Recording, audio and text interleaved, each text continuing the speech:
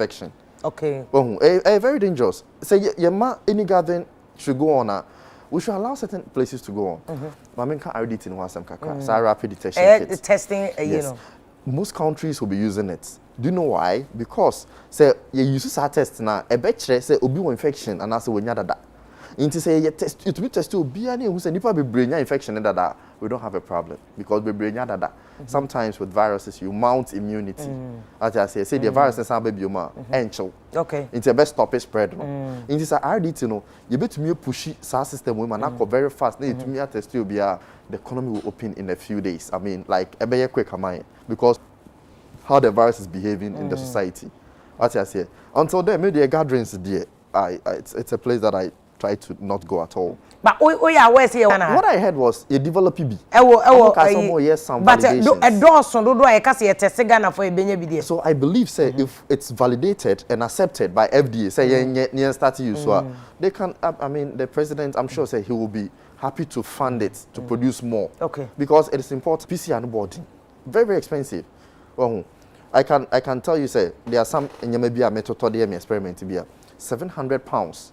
Kakre bi pe me experiment on smaller scale. The moment we have bigger scales. Yeah. What is sa contact tracing near the air limited. Also say no chrome cry yenye bi wo. And yes be a pese be you. Sometimes the pressure on the equipment and the FSA, the technical FSA facilities no. They are very too like high. So you have to limit it. As I say, so you pick the hotspot. Now I test them. It is our RDT in the bar. One, they are quicker than the PCR. The only problem is that into me pick it omomunya case in the okay. What I say, say be a minya case in there. You can't test with RDT. Oh, but bet me actually after 4 or 5 days. I bet me actually say, oh, there's an infection going on. After some time. Oh, wait, to me, check when the infection is ongoing. Yeah. Okay, but I mean, for the sake of students, because I'm a science educator. So you will be an IgM, immunoglobulin M. And your IgG. I know your name. Proteins. Okay. Now, say you test, or you should start test, not a show say what IgM and as IgM positive. IgM not chasing. And I make an immunoglobulin M. Immunoglobulin M. What I say, proteins. I mean, I don't want to go into the immune system. Okay. It's mount and what's antibodies? Antibodies, yes. Into antibodies they be no. IgM ni IgG. Okay. So we na say IgM na wo ho and IgM positive. Just say you have active infection. Just say infection go air coso. Okay. Oh yeah, now IgG, and I just say you've been exposed before. And I saw baby. A kodada, but a be about body muda. Abada. Okay. Into one mount if antibody towards it. Okay. What I say. But as to whether says obey bioma be fighting the research is still ongoing. But it tells the population say, oh, nipa 80 enyebi dada. Into I think we can go ahead and open the system. So I would say herd immunity. Yes. Herd immunity and say most of the people in the population have had the virus. Until we are good. And it's very dangerous because if you are trains a herd immunity in the we know kunipa be brain. Until also put the protocols in place. Until say to me so RDT. But some say we ye the technically about 18,000. But from numbers ye be cost rubium. And from high ye be from. It's difficult to say because rubium, but we will have cases. What I say, the thing is we have cases going on. Okay. I know people they got infected. Well, from what they were telling me, symptoms they are there. I mean, you can't doubt it because you lose your taste. Or just ODD on tape. Virus and bar and ODD on symptoms no. So oh yeah, I'm saying advert here and I'm fan can we say the count. I see. A new ABA become. So virus name ba more. Most of ODD on yeah, virus name ba mu. Virus name ba na say a ball a count na say a ma unya yarea. Some of the symptoms now they become when they say ODD and onti taste. I see. Smell. You can't smell. What I say, two things are become. I see. Inti Abranti describe it and I'm saying no. I mean, you have the virus. As I say, and I have so many friends who UK but they were saying these same things, and there are so many people in the economy now. I mean, the society, they've had the virus. Hopefully, they've been, cleared and they are fine going about their activities. How many people did they infect and say clear? We don't know. And no. And again, how could you cry more? But honorable, what is the way forward? For instance, my way forward, they say. Because I say I can there near better now. Into your queen, no. there any direction they go. Who can easy any registration? Exactly. Registration there. So long as I be 12 by December no there. Registration there set be because so. Whether is a new register and as a say ye in case be new register crank woman turn 18. Okay, regardless. Yen can say yen co election crash. So what the eco president you win now? So election in opposite or yes say na. The registration there I think say easy for so matter say the never be about one thing me PPs the statement by matter say you see you be registration no but at any given time no Depart 25 they stay in line. That's me I mean ready matter. But that's almost I believe say ye hanom ye ni system to say America no ma believe ballot to me ko ye ni sade no hokora no almost sade no so say Trump resist no ofi say ye ba say be wiam nti opesen crofo call police station ko to about registration dey then we no crofo nipa life hu hia no chen politics no but registration no so ye part of say betima to aba mana ye peaceful in December ehun hia say ehun hia say ye true din no the ndura no de scientists de no be kan say ono nko an adwen de a ga ofi say no enye helpful but gidi say ye titi entam na ye dimra no so ye share marks na ye ko sign line na etim trading edia kwambia so no December betima to aba no so yentuma trading no dia na just aba no so yentumi to no baba ade ne yentumi to ba sa aba no so be gada sa ye ko to e be say nru there because abre concern and for raising say abendodo nti say ekoyese ye ko to aba ni say see a sabre was 6,400 cases I said the scientists for crack technically you about 18,000 cases no ye ko to the likelihood say better ya re dey more chance nke be twen bi enu be September kra ni akon yare na wie nti ebetimi ato ya ba no kama so scientists no believe say max ye hwe max no no enkoso ye titi entem eboa ye wohore nsa eboa no a enkofa hwe ma I'm not a scientist he is say omoji sa ne ma we nyina didi a I believe say ebetimi follow those protocols no na ye dey trade in na yetima to aba because ya to aba since 1992 ye pese ya di we enti ye be ka say ye nkoto aba we na akofa kasa bi abakrom ha emfa papa believe say yamana nkoso you whether omo enough because electoral commission so ma kwakoto PPs aba omo so omo PPs a omo de be hye obi a before be rather anim no school say normally omo ta trade in school dem ene e bi asori na e ho ye police station wa abonten school no kwanya dem ho e abonten wo hye mask school no mbe ma sanitizer u feel say no ye because say machine BVD see dey ensa kosi so BVD so don sa na kwakosi so yeah well Uka ingredient say what say pege fingerprints but say I know you dey ngitengiti you don't know what you see nipa ba ko o tom print we what this card we don't know okay na bo wa ban na ti akonwa so you MPP ni do you think say e necessary say mo dwene nipa nkwa ho a ye koto aba ono ade na mo ma ye mfa dada na nkoto na enkra dada voters register dada mo di wini ya wo de bet na akonwa so ye ono abo dada dey to anye ya de to anye ye say say wonti mate say ayi grofo a na mo manage ye SC of one grofo no em say wo mu ni around bi em yes say ya cancel mo contract say sa information na e wo dada no ye ntimi mfa nya adwuma this time bi em ye the co-election bi a you will see serious crashes in the country that's why ya pay enough money say ye mfa nya new register but election there feel say unyo wadwin say wabu team poso ko bibia what is wrong with say register me my co-elections 3 times me nim how you can steal me how police station NDC wo ho CPP wo bi agina honom they are kind ballot no so ballot no so why is anybody going to steal but no kwasam say if you togo mum there wa krampo anya so ko register yes this Meaning why we are worried about say you see your money yen adwuma no na de. So okay, is it 2012 election petition? Yes, we have been on registration this for so let my vote count 2015. So when you see here, but I believe say easy for no menya omoduma. That time when this for menya omoduma, say the same issue no and still they are still independent. The Majidi say Jamo now omoduma. They share no babo ntia. I believe say health professionals no be training na protocols no they ba na say.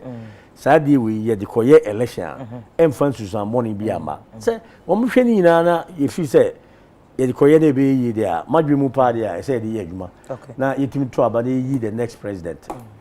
Yeah, second batch a better discussion into CI 91 na ECD akoto parliament na omo twen say be mature na aba na ahwe abato no nso so for instance the question aba wa hwe ye betimi dey asema baga na the entire ECD say omo ma no and register. That's a bone of contention for say ade ya cho ye din dada nti aden na one of the arguments amati say ECD can say because bebre ekuta or saying voter ID card dada no e legal omukro onisen komunye bi eno onisen komunye bi eno omanye bi ba omuwom nti voter ID card dada no so bebe de illegal ene kwaji yo nti illegal on illegality nti na hwana wo tete no se udwane no se udwane nyankopon a udahye na se opani aso se na opeso o say make say gathering there yeah I don't support it at all na Mr. Ka say our registration I don't really know what goes like how the whole place looks like and all that but utie the honorable kan na say atiti entem o say ko mall a ya shop or mall yeah kra mall say the okano is what is happening there na say yen support here no that we should close the mall now let me explain it o ko mall na wo go to ya won say ya ma distance be e wo honum fm ho and I believe that is about 6 feet and BBC yeah 6 feet into that distance no honum o show mask o ko nya counter no why they obey na wo ko if this is the same thing happening for registration there I don't have a problem. As long as people will not congregate. Okay. What did I can I say? As long as someone congregates, I mean, there's no problem with what they are doing. As to what goes into it and all that, but I say, from what we are saying right now, if that's what they are doing, that's not a problem. Lockdown, I said, even security officers on Ben for lockdown. Obisi me koto yokagari. Obisi wache ne ohanenye de mekoha. So that's why we have to come in again. Exactly. I don't know how we're going to do that. It has to be security for Mujuma. I'm a scientist. I don't know. What I can say is, one, we have to educate people. The education is lacking. I have my own problems with the education going on. Because I would say normally we call FAQ, frequently asked questions, pages, or we call Ghana Health Service, Omu page. I'm saying this here because I've said it to them, I didn't see any correction. Because share information I'm a scientist, I'm a virologist. The information on virology I didn't like it. In fact, somebody to me say movie Gucci for or if they want to help them, they should do that. Now I'm saying that at the backdrop say because that page in the crown, a bit to me the information different languages. Man kind. No more who protocol say they go. Oko honum na se number na audio cra. Oko na se number na yes say mombra isi honum no. Hefa baby registration number na say aswa police bit me akase police bit me akase kofie. Okay. Na amount number be search na oba o ye number say. I'm just giving an idea. Okay. Oh, into search number say o me number 2, into me hand me gina. O ye number 3 hand me gina. Oh, into NS I think say the system it will flow. A bit take time but it's okay to do it than not to do it at all. Okay. Then this is the protocol you have to use. Okay. Your Honor, remember do final comment, but messages in be person make on Facebook and for there about critical issues. So now make us say you better to have discussion with on elections with Ira Abrompa, Director of Programs, Center for Democratic Development, Domfe, and so School of Social Studies at University of Ghana, Legon. You know, we need to check about voters register, particularly on the CI. Just say yes, obiam as say the passports any NIA card. But baby so many NIA card be. NIA anyway. How effective is the NIA card na na me person ko register na Afia Pokua. So nya obi mo obeduma guarantee. Can na I think so to be ye man nipa be me say to be ye man 10. So only those cards cry no still at least nipa o obeduma ya ma. Okay.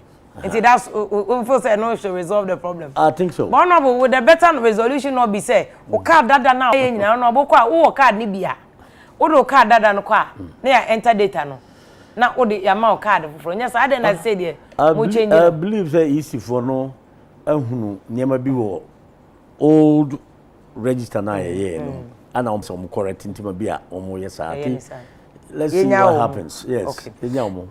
That's hima abna ando and I say me I'm enjoying discussion on your honorable ne scientists on you know these are the people that was a mutadi or mobanamu ye discount.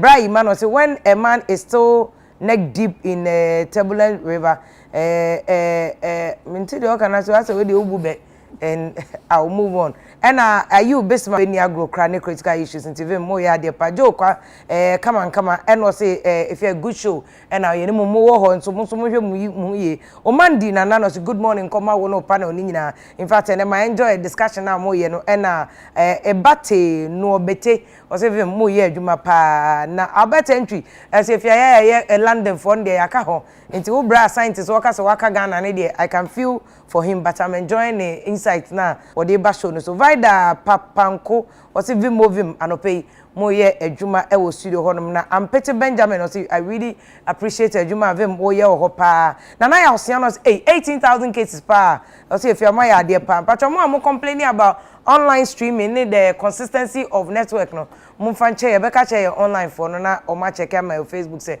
mo che say etwetwe sisinti I say omunya mama check it say they can switch to another platform. James Century no say good show pa UTV ma ye ni nyina o person so say Facebook ni inconsistent ma betimi akọ YouTube no akọ here UTV Ghana na say Despa Media we won say ho and as some say say good show if ya o scientist ni deputy minister o ma ye justice to the discussion pa Albert Agoya was say media me your number 1 fan pa because ahana mituminya intellect ashagbe no ka say network no ti no your favorite show na Van Del Rey. No, so please kindly ask the ministry say what really prevents them from having international airlines. I bet me abo sabroche for di ekọ bay. Wo mo na cheso bi ba discover tourism hotels near the hotels ni nyina so ugu. Ahwe ni ya bebre no. Ebia so mo koje stimulus package ko mo ye nuane wo hotels. Wo mo ye transport hiring agencies wo mo ye hiring car rentals ni na they all live on the economy. Ahwe ye na lock ayi sa restrictions to so a economy na egu no so said the dog can ya we so near left here and also in so e dey baba Albert entry say if someone has 3 weeks holiday and the person will be quarantined for 2 weeks then what is the point of coming or say musa o say yan quarantine nipa na omo ba for 2 weeks now 3 weeks holiday no ba near be quarantine 2 weeks and so am makra na ke Abraham Jirasa no say Victory Presby Church e wa shama no omo the measures bebre ato form a omo de hwe say ebetimi aboa omo assign one microphone to one worshiper say mo ne mo kwa mo start here omo betimi awe omo so ye o say na sorry Patrick Frimpong also keep it of him mo ye adwuma pa good work churches in there we can take care of ourselves nti ye mo kwan na omumie William Pokua manfo o say vim ene wo network na wo Facebook no and share in patch social media for ne hwe ama na Raymond Loco say vim good job na mo ye abet entry say complaining about network but social media for mo hwe man ansa na nkofa ba baboye na Arijab Emmanuel e wo nungwa o say omo hwe ochina enso eye sala enti enuanum kamofo nyina so ye mam barka de sala ochire mompa ye kra ka ho na covid no e form no Russell eni o say good evening me show live from Germany yakopon shamo cause me de Ghana to Germany ho am me for say the scientists ne ka no mo bom ho modern pa Albert entry o say vim wo scientists no is some point pa Felix eni o say good job pa me MP any honorable minister ejama for airborne abaso pa adwuma oye na Richard Ewia Mensa no say I'm watching live from Jacobu Vim and me krom for ya no achia ho amanse for ne adanse for so amame Rashid Ali o say vim enjoy discussion and o de bre ewo critical issues so no Boadi Richard o say more vim ye no pa ne atwen ye betwa electoral commission de no so na fe de no so aba na Christopher Schneider yawo o say I think your screen just prompted us vim me need low battery.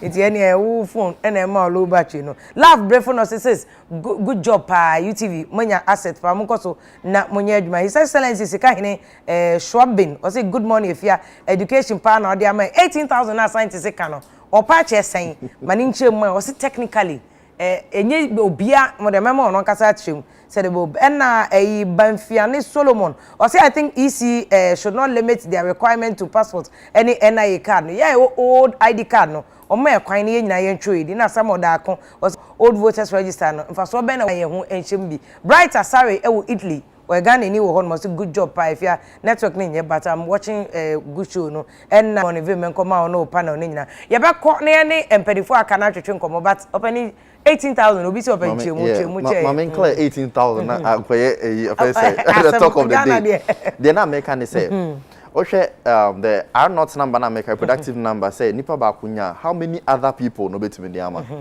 see as wo fa nipa 2 ye fa say ye miensan ye wo ha na say obi a virus na ye pie free ha ye betimi dey ama nipa bi 333 into 333 na ye no ye dey ama nipa 9 no okay ye dey 3 kan ho ye wan ye 12 okay memoir. Okay, now we have 6,000 cases, over 6,000 cases in Ghana. Ideally, say nipa one beer the money pa 3 you were 18,000. Now make us say factors be involved to get this are not number of 3. Into the American and say ideally this is the number we will have. Make us say you were 18,000 cases. Say can check here you 18,000. But how multiply 6,000 by the R not now? Offer R not number now multiply 6,000 now you are getting 18,000. But epidemiologists no, omo calculations now. The American any R not in the pool. But some person projected cases are they have some calculations be into within 2 weeks no you will hit even more than 50,000 people. Yanka says can that's the number we have. Okay. It is possible say we have controlled it or the immune system of so many people are fighting virus number you to mean do that level.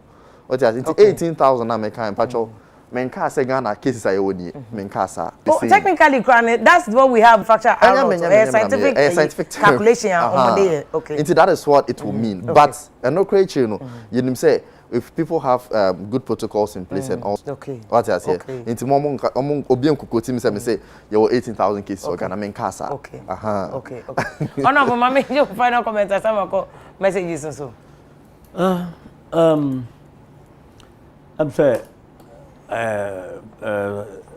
scientists wakasa afa numbers ho and they said the come afa protocols so the whole basically the whole world the obia utie radio bia anope no the obia mfa tuna dream mu ne say ya de we vaccine yet say the yetete say Yibenya bibia maybe January of 2021 or June of 2021. Nti obia mfanye na dwen say not until say benya vaccine no protocols no ye dey buy dey adwuma te say ye oriensa ye have face masks ye use sanitizers na ye titi entem usinizigu ohanom no ye dey be ye adwuma say entima mfasa ne ma na enye adwuma na say ya diwe numbers na kosoro to send the akosoro other areas no even economies no omukura omho identity America look at the way they are struggling look at how much they are pumping into their economy as a result of sa adiwe ti obia utie UTV anopay sa discussions here ekosoro particularly they come from the scientists no obia mfanye adwuma sebe ya the president he say or person who protected lives, your lives, you know. Say, qua, would be from back, but economy there we can always revive it, you know. A bit to my age, man.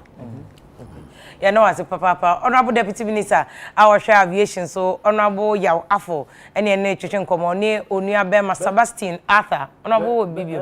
Yeah, 3 years teachers, minister, then birthday. Ah, Napo, yes. But always wishing happy birthday. But who say go for church or platforms, but made them travel home per se.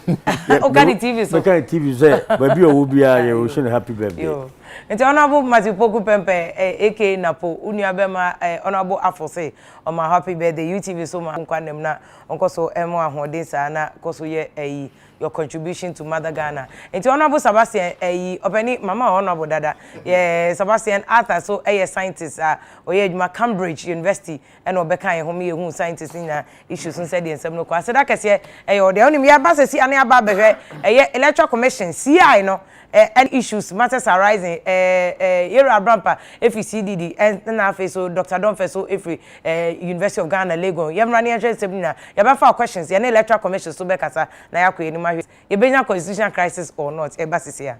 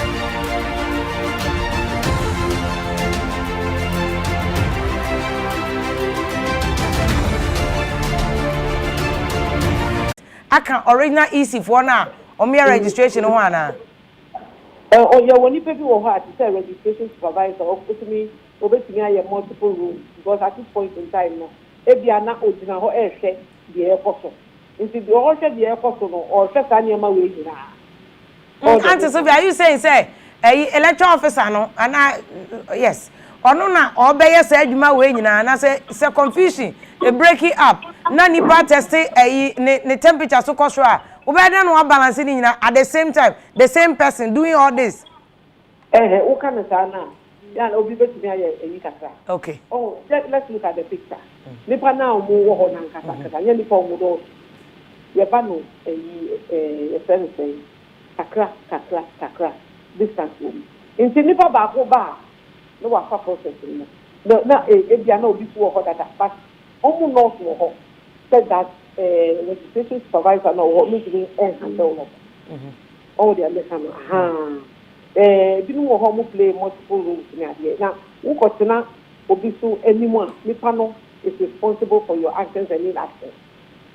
Oh, if you kotena obi anymore nipa no hwe nti de obey nipa nti say e bia eja nipa ba ko se ko okwa na nipa obeka ko so no oni se de de fa ni okay but okotena official bi anymore oni there for ye and oni there oh so people play multiple roles. Papa, Auntie Sophia, this is taken into consideration. Ghana for they are more easy for muking. Sapa pepe ne bekoso, but minimum him say, Edu dintro, Edu abattoir. Ye nyamresa, ya soading. Ain't it long now you cry, you say police for crying. They were even frustrated to the point of the cane and a shrink of four. Is it not that as a man for the end say simple? Oh, Ghana for the 25. Daddy. At this point in time, we can say you can say the panel on 25. But I can assure you that when the normal situation, another ideal situation, who go registration center, the panel said also. It is only when the registration center new boom. Oh. Limited registration now. Every police registration center and police station. And on the money panel also. But when you look at the registration center in isolation, the scenario and Katao picture, and on the panel, and said an officer. And I say so, you said you saw about the asshole. No woman, Obi Bayer, you rock for not a brilliant to the not just what would be across the 4 zones. If you know say if you go to the decimal, they will apply whatever rules they need to apply. Instead, this will be true. I say, would you be airful to pass? It will be see it a yellow, who can get the action or for their file, verbal assault or power of the jail. Then, woman who can find their now the bonus, not so bloody. Not as a walk of the view. Any approach to phone and okay. My last question, I think last but one is baby. Okay. Yes, me I can't sanitize on some. Eddie, I'm I can't watch it. Who show would you now? No, me I can't sanitize on some number. If you want to know why it's clean now, it's in patrol, PPs, more machines 8,000. Any PPs are here more. Any sanitizers are here more. Mbeti media, yes, Ghana in our polling stations, baby, way now. Mean today, we need to figure out what they can say, but we have about 32,000 registration centers. We have that across the nation. And I'm being PPs were all there. Yes. Say a Juma over there, yeah, near war, into every. Oh, Auntie Sophia, me know I do much, Auntie Sophia. Only me and Nubaya, I bet you to say, I call elections, sir. Even upper than by elections. Polling station, I don't call by election. There were polling stations, 9 indelible ink. Crabini, what they came on in Castle Music. A tragedy, said you officials in your movie. That's why we go around monitoring. During election time, that's what we come and say, monitor. So the big customer over there, you're almost no the right thing. And some of the monitors even carry, some of them even carry some of the logistics with that. If you were the time now, indelible ink, it's me fear no. Okay. Time now, okay. What of the next me fear. Okay. One or case one, I did this. Journalists do honor to be done and some own kind of friends. Or because I am ready. We had that problem. And don't think I ever see you now, okay. Indelible ink now. And no, I paid the end to me. Phone came into me and good. And I say so. The fact to say, oh, they were registration, the Bauer registration center will be the Bauer police station will be. Who could be 5, 10, 15, 20. na who be you just one nipa that no wo I after say always said you will be saying here you cannot use that to make any kind of generalization. Okay. I can assure you say we'll make sure say the air cannot say in terms of logistics you can say sanitizer beko baby sanitizer beko baby okay Auntie Sylvia can dey work but mama busa omo isolation center that am beko more elected officers would they be bold enough to raise their lives and go to the isolation centers and we help zone meaning ebefa account afa but I was say a kind say with a minimum arrangement whatever we do it has to be in consonance with the law but registration yeah wow we are qualified it's a right and a responsibility so on your part so yeah about our rights now we the responsibility we to anamo abaho so we are return na no just we are people it's going to be for some time Auntie Sylvia and no leading me to my next question the insurance ban how long ban bosume it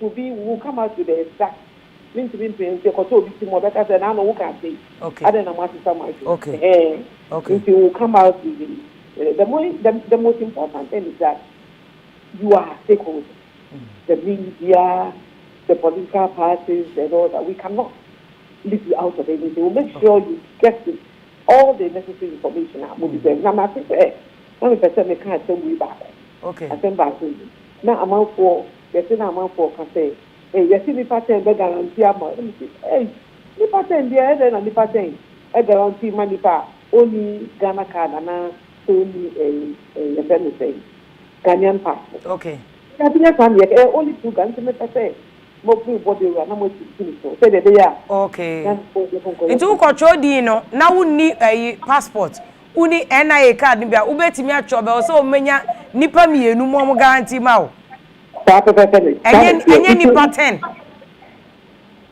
okay enye nipa 10 enye nipa 2 nipa 2 okay and nipa 2 no so that say wo di wani ehwe so bia o nim na pa o betimi guarantee e dia ma say dey you e be do ho ni accident again okay na I mean him say minim so betimi you muntu min sesa CI no na ye fa voters ID card dada no meka ho make say e be na CI no e wo parliament enya matio dia sane be enya matio am betimi asesa no me ba say e wo parliament dada okay yeah make the make the explain no should in terms of requirements okay 91.3 no 1.3 e hona amendments no okay if should it go through it means that these things will apply okay you need to have your as an applicant you have your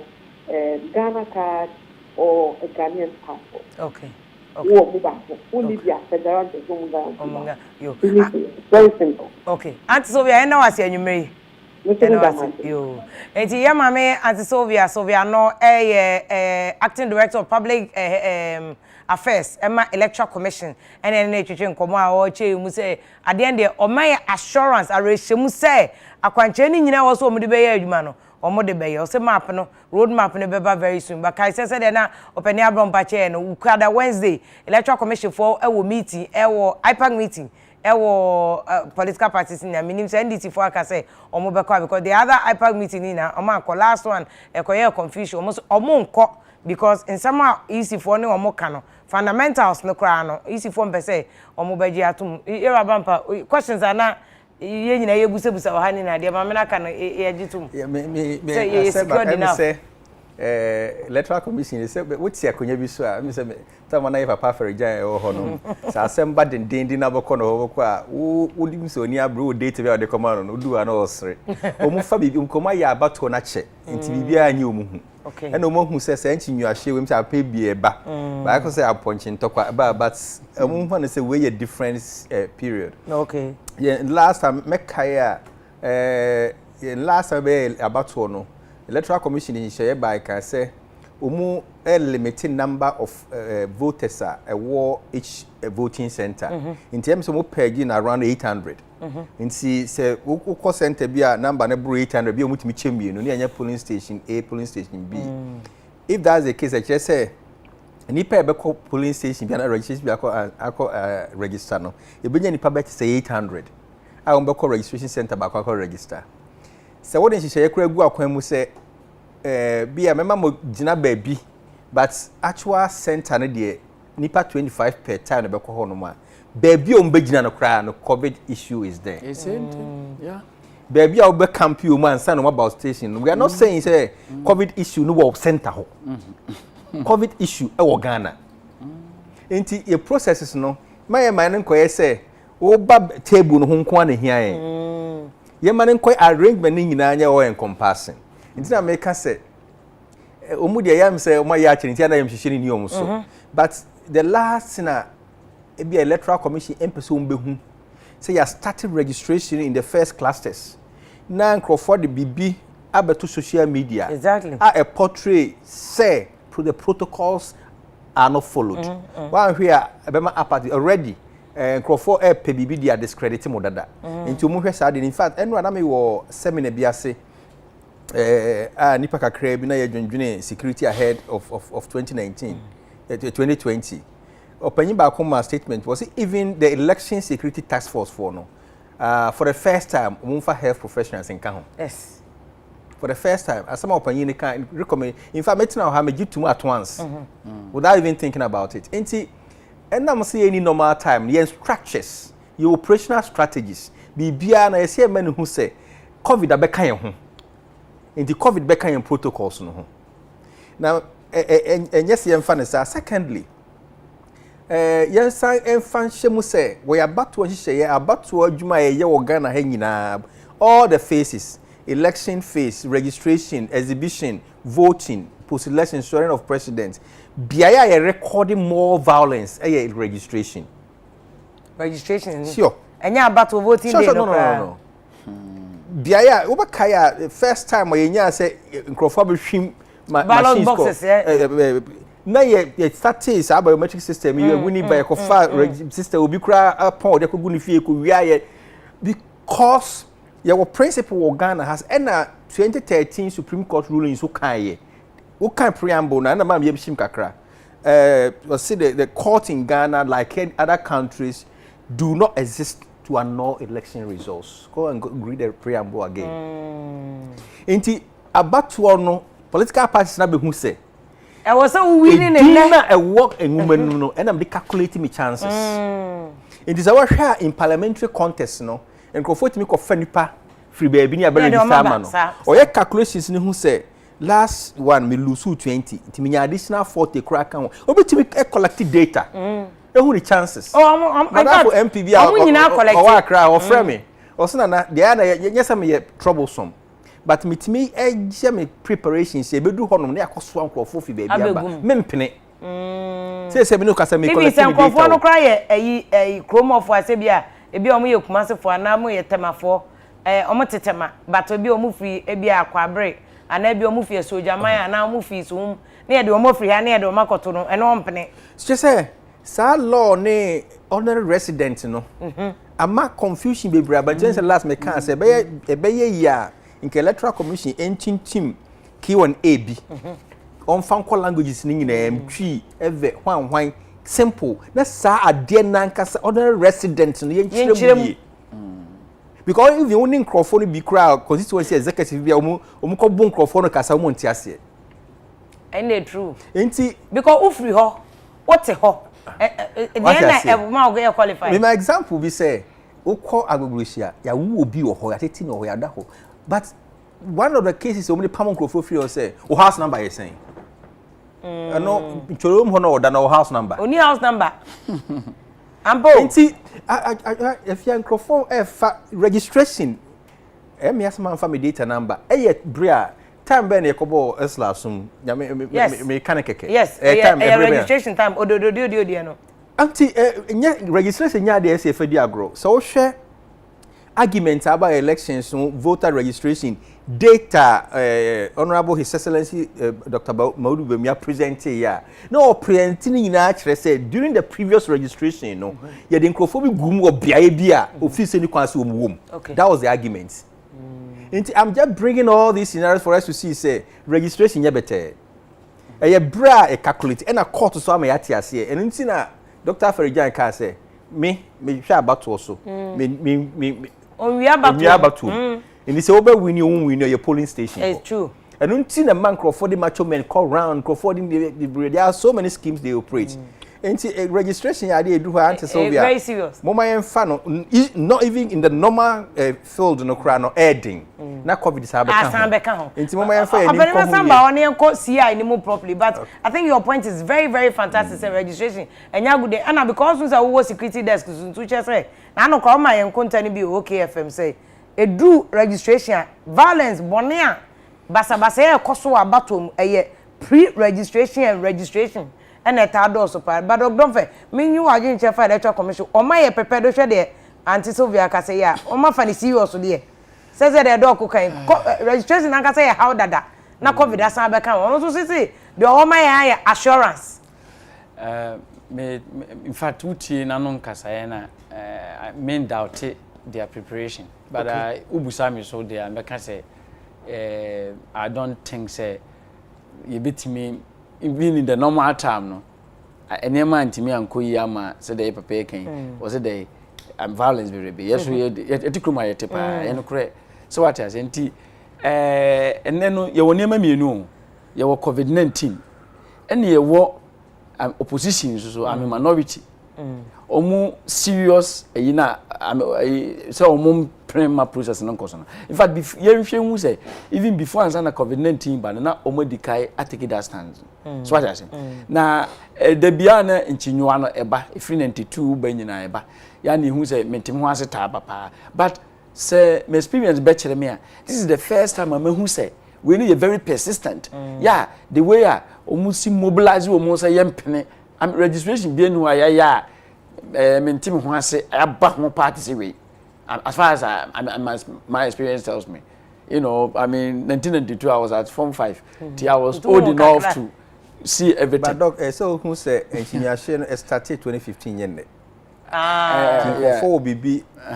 yeah and now my metia no or taka BB so what can him feel so could yes so we can say asamba manimu a bisa say dey ne sinra asa na abanade in fact you're very right who say maame na ofri ho no the old yisi ni we oba ye no until say tension no doso that's doso and is in spite of that tension na wo ho na yentimi nkran contain no and the COVID-19 so then ho abebum enti ye nimire pemu kra in fact sa test we Ghana pass here me bomb in papa because it's not easy enti me may mfa ne ma nye easy say dem ma me no come ma me no pass there ba wo che there easy ekeke ya o ma esi o no enon kon there ma membra easy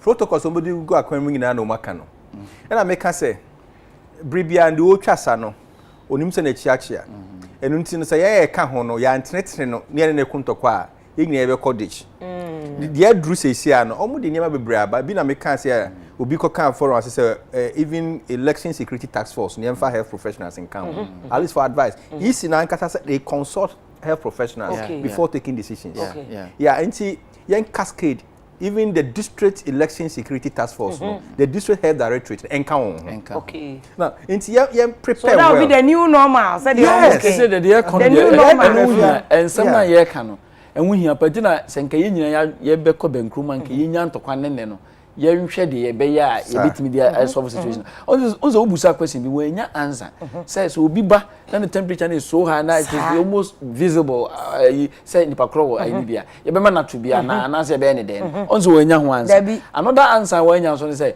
o ma say ya quarantine o ma isolation center so no ye be ko akomo makọ ye be yo mu dai onzo we nya ho answer enti me sure say it's anjiche mu we ni sa asem we ni kosoa eno na be ma be raise omo consciousness ama de bi enime bi an nkomo nwene ho no afi de omo be dwene ho na dey omo de aye adwuma na ko ba say ya makwai ama sa kasa ye na me ne panyina abetena ha ye kan ya ama na nkoso bi na ko eze nke ba yi nka PPT na me of NDC na aye ye be pene ye mpena emma ye ntimi nye ene papa emma de say ye ne de ye nye ti be hunu na ensem na koye bibiri na akofa de na in view of the fact that so two questions in electoral commission enya answer no omo ye prepared Intina papa so this year you opinion say the o twasa no onim say he who lay the path does not know his back is crooked. That is true.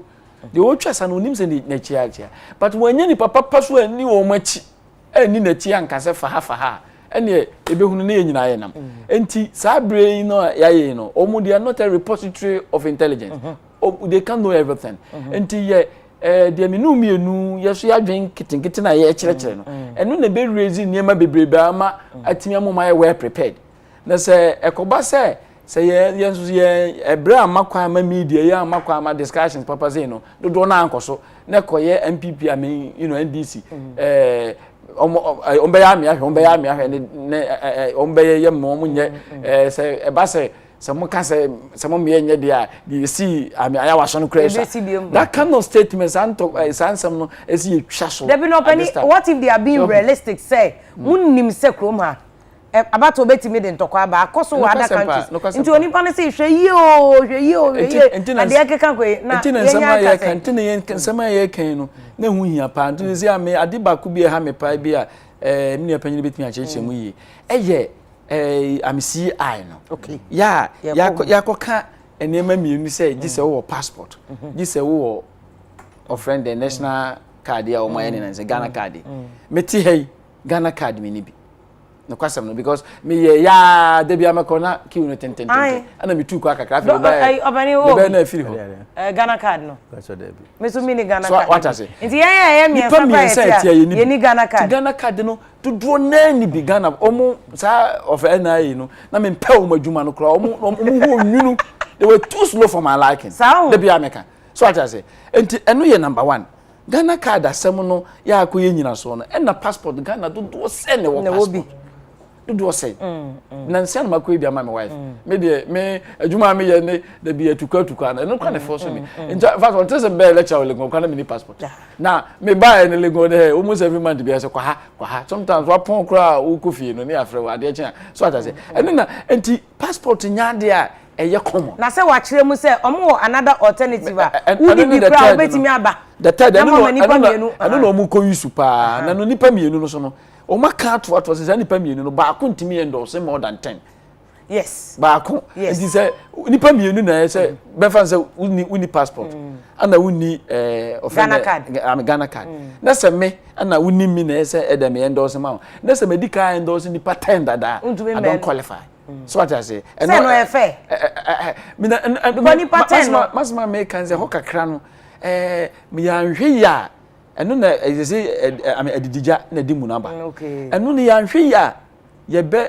enipa bebrebe ni nya kwanya entwere wo mudi ya nhwe sa adi ni ya because na me dem hu ni say anka say old voter ayin na nke na say de ka ho ana say nke na bibia mu say ade ne say ye register ni ye am bloated ntino ama obi okuta old one bi cry say yanyi ni say nipa kro no e Ghana ni but then the chance say nipa ba ko ngo gina ho am guarantee then the chance nipa kro so no kra no obeka so what I say eti me ho kakra no si ai ne de minua me hu niema no me yam chishim because wo hwe niema no ni chinyudwa na aba no ne problems na aba covid de ne de aba sa see your dissenting views no on say ye be true divu for ye ntro no eno so wo ho na say ekoba say ye ko ye chinchirancha say unkuta passport unkuta we na they say dia ekotwire no the menhu ni say anhwa more than half of nipon betro mu de no ebe hia nipa bia ma de eno kwa kofa nsem bebre enti mi si ya ne de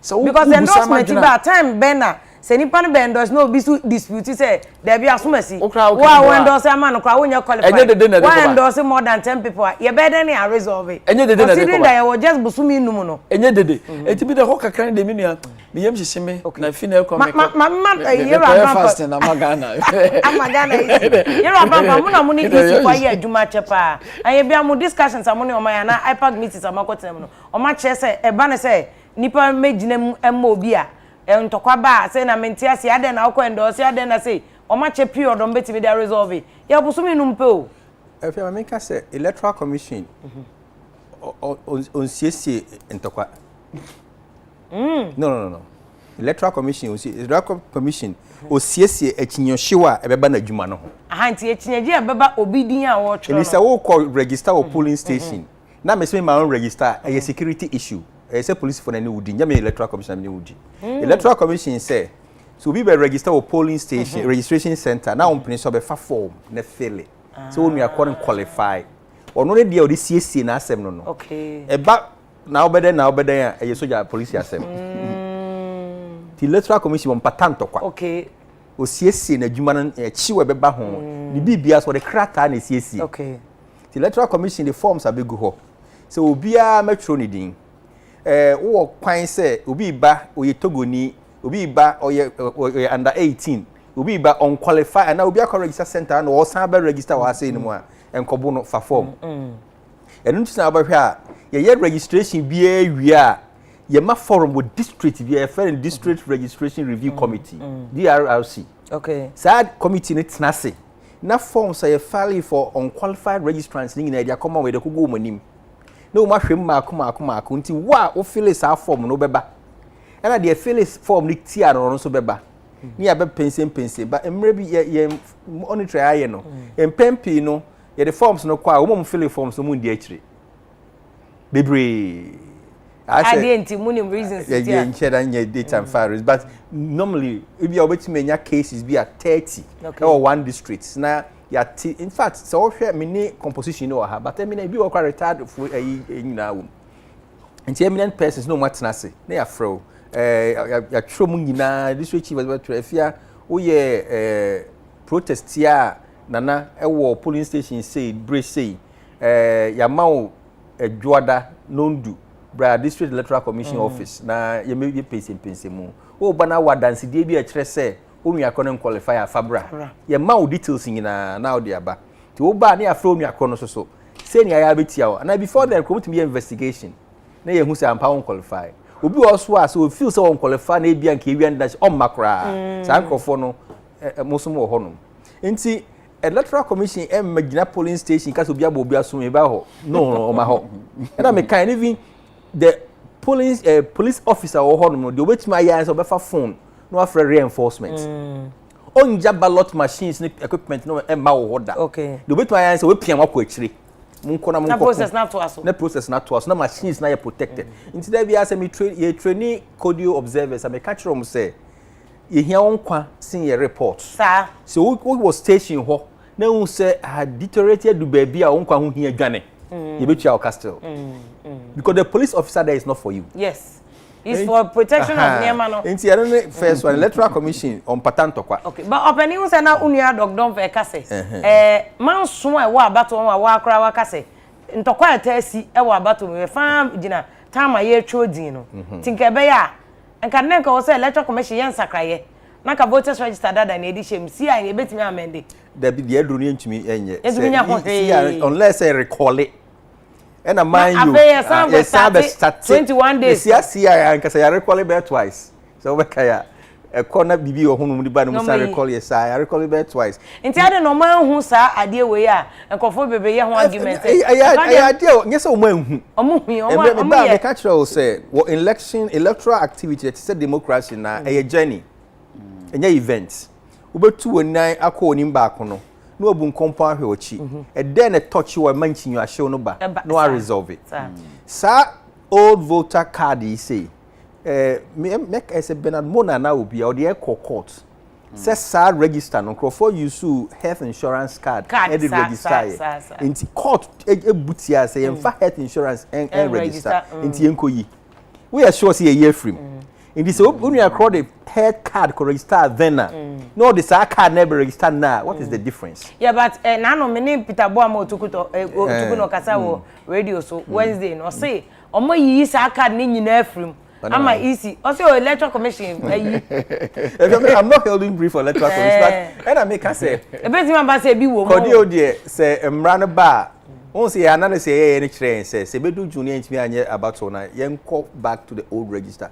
In think yen started background talks with STL. Now yen who so me ready to back us now. Yes, I could do all fine. Yes, say do enye.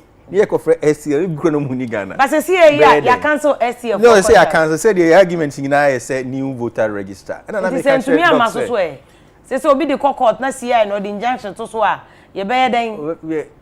When him saying the wisdom of elections, maybe you two and a more than say, but Obakai said, I think after 2012 or doing 2012, yet elections court. Okay. I am on mandate say on issues on election, which makes Nasi Sunday input. Okay. Into assembly and have more than 48 hours. And I don't forget, most of the election courts and started or lower courts. Okay. Election case. Normally a court appeal, no, it twice. In this what's about Friday, near dinner Saturday, that's all quite appeal. Monday, ever trash in a few. Until we are still within time, a bit me. You know, yeah, Bompire say, enquire, say processes in baby, but we are still within time. In today, say, Americano, many more electoral commission, but me again, young percent of Quabec because you want to quantify about elections, ya bawa mama biaso. The Edru no, here say, said the me pese okoti e papa college da aka no adwenche ne hia say baby edu say no say electoral commission akole IPAC meeting no ahint say obe kan kire mu bra obeto aba na enim say CI na travel about 11 days aka about say me fa ne say 21 ti aka 10 days 10 days yeah nti tenya holiday ye wumu ya enka entwa next week kona 5 days kona aka 5 days nti by first week of June na mature. The electoral commission is setting a date, 10th, 11th, or Mrebianto. Okay. What I say? I was about to share live critical issues or UTV. So, yeah, joining electoral commission says, me out. Young come channel na. Young the aqua cosia. Say, will be a source a battle a baby doctor. Don't for crowd workers a call no quanaka or a gun and yanka battle on came postponing. But the reality said the era Abraham Pache we say it's a said the electoral commission yeah battle. Into plan no. And a dream one to say questions me no and I can't easy so mbeche mu say so be ba na say no so mbe check the temperature no banana the temperature am 40 50 a men dey isolation center for no mbe kwa kwatwo mu di ana na arrangement mu be ye dey enforce social distancing as I said there here Abraham Pache mu no police one no police station no omu ni honum for social distancing omu ho for abato enema no nti ye be den these questions nya besi na ye nya ahum aye ye better atwen say electoral commission be chechi mba ko madwenche no so Ebenezer Ofoyi no say Afia is it easy going to provide sheds and tents for nkofo baby apata nkofo better opening apata na ye for electoral commission for no pe enye for wo ba no e say school no mo ye wo mu no ebi omu ni baby omuti na Ebenezer Ofoyi na obusa sa question na rainbow kaso no say the new voters register must surely happen e was say ba so no obi ehu e na abrantie what they say John Mohammed no say they are trying to reward their master 6 regions for na wo mo creating na chinchina MPP for person wo mo chro na enkora na ebeto aba no Afia Afi Ebenezer Kwame no say why blame the EC for all these requirements omo do omo bom homoden enemo omo yenya EC is supposed to register Ghanaians so who is a citizen of Ghana mpacho citizen of Ghana so the Ghana constitution achirim dada enye why wo Ghana ha onti ye wo Ghana na say awo ha ntu ye Ghana ni aboa constitution say wasa o maame ana o papa ana mumu baako ana omienu ana wo nana baako Ghana ni na qualify o nti awo Ghana ha na onye Ghana ni onye Ghana ni Ben Zach no say Afia Ethiopia on doctors no mo ye adwuma Victoria she tell no say we are watching people live mo koso ana mo nye adwuma no but me follow UTV Ghana na do questions and now comment about say the easy acheche mo no di chemu ana ye so ye de atodwa ama ho so wahu say the ba obehu say the inseminate doc don't now wo issues be a wo raise for instance about say yen kwosesa e ho no na doc keke say ye ho hwe a say nye yo timbese meju o comment no yeah enya very say the me ne ya adwempa because you see as a bus yen covid and in fact enyese bi asabe ye ne we achi di nyansa che omo bebrebe omo nim di intra omo amfa nka ba me mum de me ba bi ameti ni information me wo ene madwen kire de nanka omo de kan ho nanka ya de nanka efata pa okay because me hwe say the BCI na more than half me ye me estimate more than half of nipa mbeko so omo kotworo mu de no ebehia endorsement na no so no na hwe kofa evidence bebree beba so nti ho kakra ne de ema si am si we na omo de kono na me no kora ni me famu de na mi nim de kakra ne me experience de kire me say na nkese nka omo ba mu chen de ya no okay me ba no ma bejo final comment yero abampa so bejo final comment about say ye be ensure say because about 2020 ye dey say e be free and fair and balanced and peaceful say be yo na ye me dey say wo san wo security dey so e wo CDD ye be ye den aye cause so hwe dey NDC ni MPP o ma gina mu say afia about we dey me kwa mi so nye covid ya minya kran kama kopem ba bi atena because at the NDC ni MPP for be ye ya ye sika ya omo ye bi post ya ye nka ho nso ye na ye bebre and we don't even know whether we will be safe. We hear the course na no wa ya waso ya NDC ni MPP for J so aye te say World Cup wa say ye koi futuo be na betimi dia mai efa say the be ye na asundua ba na ye free and fair na yen san kwotete ye hu bi o election petition because they say ye ni ye ho adaje sa ne me pasa odwene no ho ma menkan abrantie ocheche ni ken oti registration no is not a single day nti so even if numbers ko betimi spread ya electoral commission for betimi aboa mo ma ye proper social distancing or how bia ma Raphael Pepranya akono say I'm really in love with critical issues but them they don't know apa for mo boy aduma papa e dia my get to that appear no say good job pa and if you am ye mark a champion no say if you the question NDC must answer is that by December COVID-19 no say eda ho wo ho would they ask Ghanaians to go and vote? If yes, and umunya dede na omo ye fa registration no say say the dog don fe kan ye po say to aba ayen to be create constitutional gap say by 7 January ni any president foforo na ye say ye be den wo o my we mu Rainbow workers no say if you a good job and if and o panelists na we say one for politicians na makra e betimi aye show ama ya nyansasem a politics nim ya ye nyina yakoma kra ebeto ye mo enti e da se pa copy second no say if you look again at how our EC registration machines so it is tortoise it is achechede and it's a support I can assure you now ya ma me so we are not to TV no so all can assurance ne ben no de be ma achechede machines na ampere de o kan to de bia o e to de bia ko me kai na no registration ya etumi freeze ya se mo ntwen na machine reboot. Hey Ghana me wa machines using na era abampa chem say 8,000 wa Ghana ha ye de kwa register approximately 18 million people say a new voters register tin NDC voters say be yan kan fa 8,000 machine no enya limited registration de nipa approximately ye be register me 1 million 1.5 and I know so no mo chem say ye po isi so oye fofo also are ready nti ye help anything Kobisaki message ode abano na walanyo wakwatia no say vim 2008 voter register no that brought NDC to power led by President Mahammad Atame was changed in 2012 before the general election. So why is it that this current register no is not including every Ghanaians and they don't want us to compile a new voters register? One be can asem kwam na kwan so monam TV so no radio so and omusu about an irrelevant issue.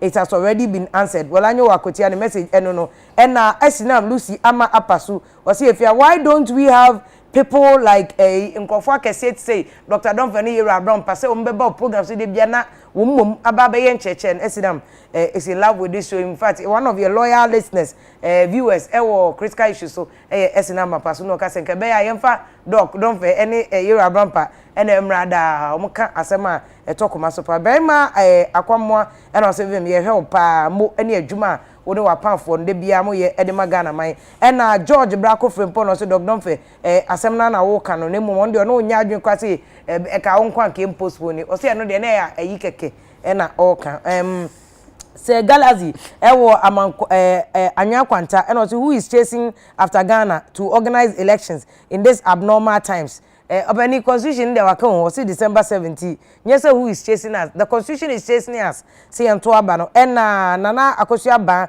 was a nice discussion. But if you are show Bunu is money Juma no apart for more ya do ask someone else. Is there anything like a constitution? Yes. there's a 1992 constitution. And Bimbio G was say why not? We can postpone this election. DNA atetea. Ya pese change na elections. So Nena Dennis or share critical issues with UTV. So Suleiman Abraham no say if I'm watching you live from Takrade, keep up the good job. I want to apart for no Moyo studio na James Mensah no say mama I really support Dr. Don for some okapa politicians. So dia no beti be e de aboa I was e call risky lives. Ni e ko gina line mu say e ko to aba de amon be ya ye postpone elections no. Na Ampedu Friday was we don't want any constitutional crisis be out on there one dog enye adwene pa enna Nguabe Kwame Abraham was mehwe mo live him munye adwuma pa ye nso ye nkromofo no ye bom pa ye de amamu nyina kwadwo daaching ni kedi was enye possible say be postpone elections so politicians kwa enye entumu then is also no say there's fire on the mountain na it's impossible yes adia kono ko be support the dog don for eka no na na you see does you know say I'm watching you and listening to you at the same time he's making sense pa dog don for some ka the to asumu papa na Mayo James no say as for 2020 elections there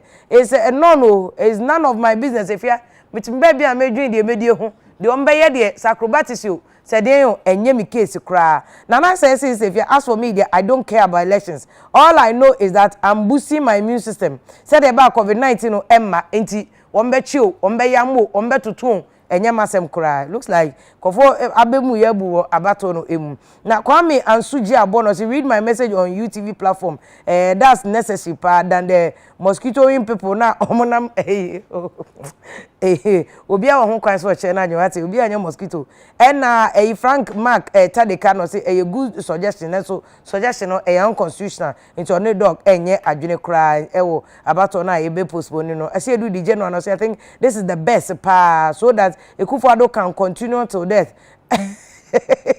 Ono na sama on the okano Darlington Moses was say I pity the NDC and the NPP party wo mo addicted supporters so my own fanatics so eno mo wo kombedi omo na ye ankakra kra ye kola la sula la ba na ye be ye adwuma ye adwene ye mane ye nananom ho de ye ma omo so mbetu so mu ntu de ombe ya eno no wo chame kwadwo rati wo say vim we am second time na Asanto anti o doctor so nya adwuma no mo pa e friends o ma ye ade pa na kwadwo adai jesi no se fia de dog don fa akokan adwenche na wa kire o hwe na fuso jesi amedina tem so say yenko postpone election cause ya adwenche keke na opani no akire enti mo bi emfa ho enko dina tem empanifo yenfa ye final comment doc ma misha sefo na me ko nua ma opani abrampa ho.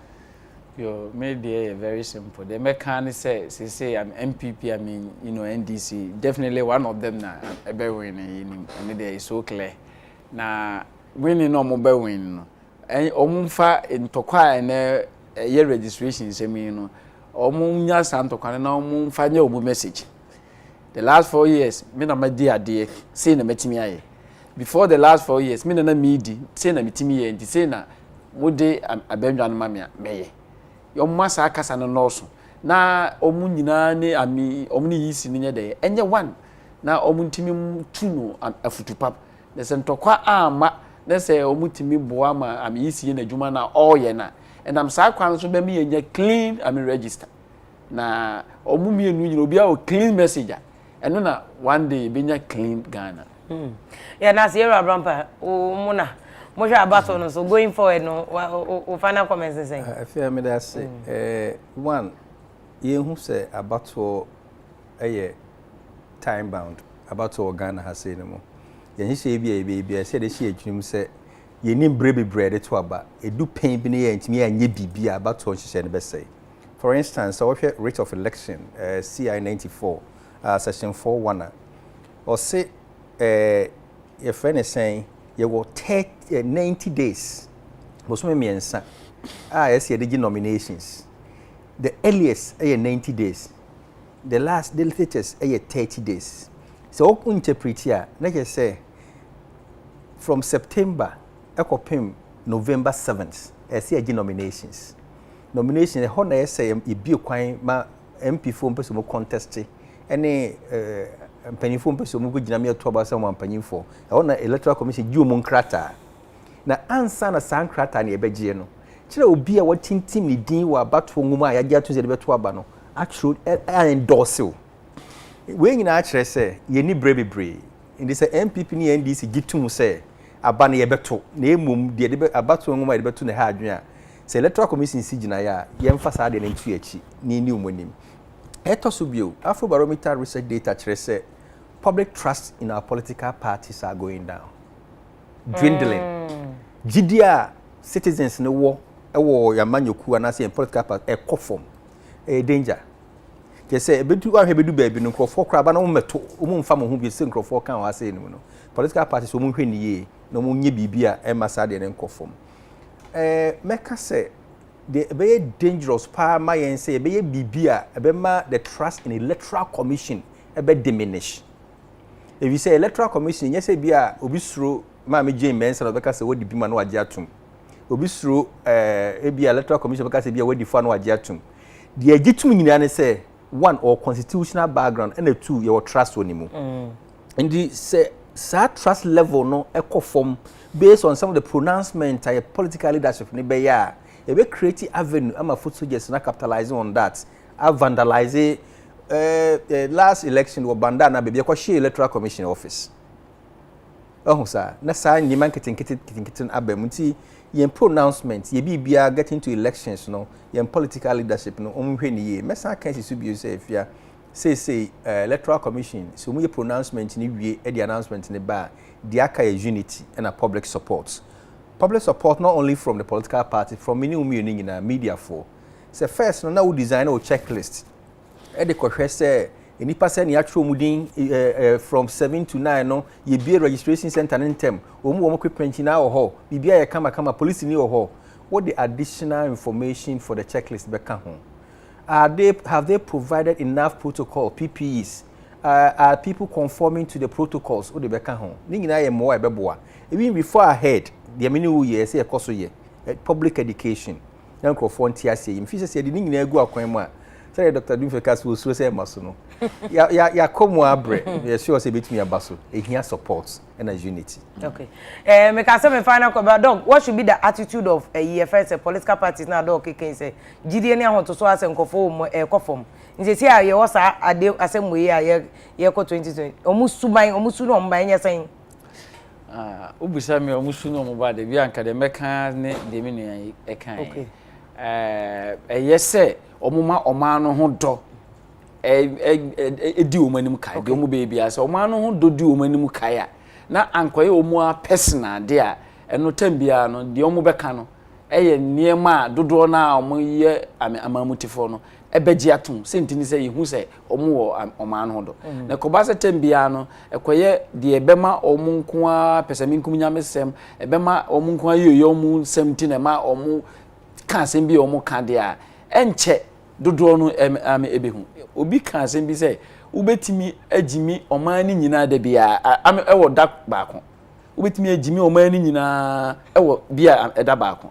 anase enipa no mu bi da bia na emum enye nipa ni nyina da bia ye nyini no ye uteniema ye huniema ye nyanyansa ti se omo anhwe ya de be ye ne se amebe kakra ye se 7th December so ye kwoto aba be ko obi ani obi ankola ni mu enti e very important say omo hwe na oma no do nye dey eni omanim na eno so ye nyamesom no bia nyamesom ene asofosem nye se okotena asori dem nko se wutimi ye ne se wonema wasem bia wo kan enti dia asomdwe ba Ghana e ma ni petimi tena ase a da chi wu a nyame ebema wo amebemu amo minia se nyenye am COVID-19 an kenne Saturday by this time ne wo kase nkenipa ye sie wo mu no enya aseketoa na se de wo city bia nipa e de wayida wo ho de beba and that is what we should think about na ye nya se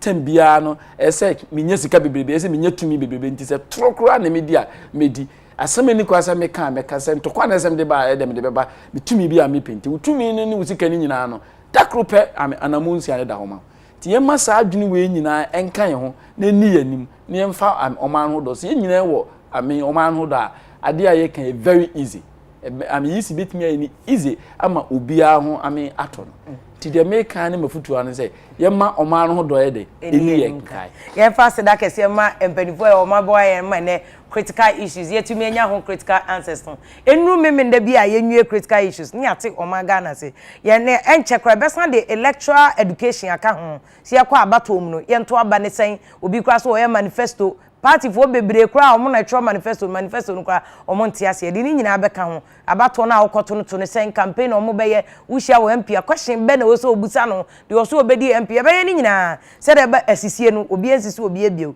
e na be bon so am ye nyina ye ne abie abom na yate democracy no so asenya atenie enye ye se de dok kan ye ma Ghana ho do eni enum kan na akwaji tutu cd bento agari enum ne ade a enya no na ebeto aba ede ama enyo nkwa emma eko kwan bia eso asra kese ya fama enapa foods products wom adalma na chese meme de bia omo boy me de critical issues bro unim say wom wotale bia spaghetti enapa spaghetti quick food kra no waye say enkra no wo fie yenim da enkra no be bia school ambako ntu po wumpo oyo obata na enkra no ha adwini o wom ha adwini o ene o ma na tie tu nya enapa products bia ye tare ano na spaghetti no udi si ja so na aben na o de na pa macro ibi ene sardine papa bi na edi ogumu na wo mo san wo na pa de ye a chese ni tomato sauce udi bentos ko na edi ogumu uhwe egu ho ano wanya dina wanya aduane amankure na ma na ye twenwa da bi ni nyina nyasa pressure no kwa hwe nkura no beko no unim Ghana ha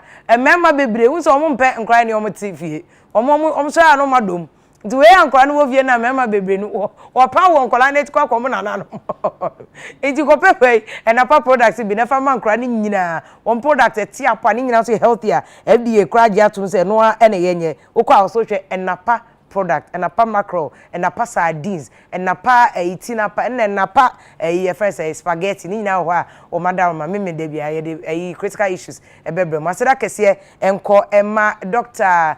Domfe George Domfe ewo University of Ghana or economist or some Center for Social Policy Studies ewo University of Ghana hodum so na yera Mensa Abrampa senior policy analyst any senior programs officer emma CDD4 Center for Democratic Development wo mo CEO so Ghana governance process be 25 years ni and o ma boa shape public discourse ni ade o mienu and no mbe boa me the critical issues of for to so mienu aseda kese nkoma onabo yaw afo deputy minister for aviation and yera Sebastian Arthur scientist o so boa me de of edikan for COVID-19 ho nsem e de bra me de me chief labor yera Dr. Faladixon Adalma and na metiam say e fra me Afia Pokua aseda kese nkoma production team ni nyina da free the whole week o me adwuma fa homache besita yakopon ya adoma next week ye be san hia